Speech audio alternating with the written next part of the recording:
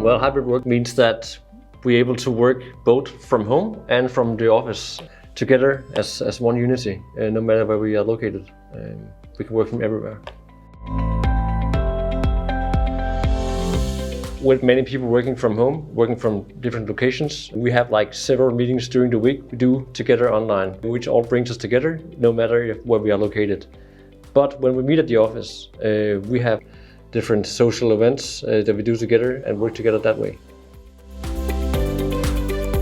I would say that one of the flip sides of working hybrid and working in a digital environment where you work maybe from home with your computer all day long. If you have like no boundaries, it's very easy to just work, and that can become a flip side of all the advantages of working hybrid and working in a digital environment.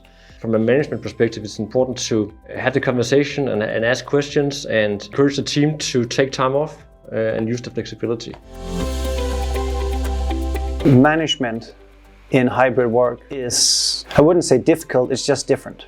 Because it's about being present, it's about being genuine, it's about being candid, of course. And that can be done no matter if you're in person or virtual. We shouldn't be the ones putting it hard boundaries or put in a framework that you're allowed to work from this time to this time and then have to shut down your computer. Because, I mean, for you, it could be the best thing to work 2 hours at night and then take 4 hours off in the next in the next day, in the middle of the day, to do something that makes more sense for you. I mean, life happens, and I'm happy it does, and we should just embrace that as a work environment, and shouldn't be the ones putting in hard boundaries or hard limits about that. So it's really a mix of everything brought together, where we can now see the complexity is so much higher because now you have to manage multiple locations, multi-meeting rooms, multi-desks, multi-employees for the concept of one meeting. It requires smaller meeting rooms because everybody is brought together in the same meeting rooms, but you have more meeting rooms or more desks combined around the same meeting. So the whole concept of a meeting has changed dramatically. That requires better tools to plan it and also better technology to actually handle and manage it when the meeting is happening.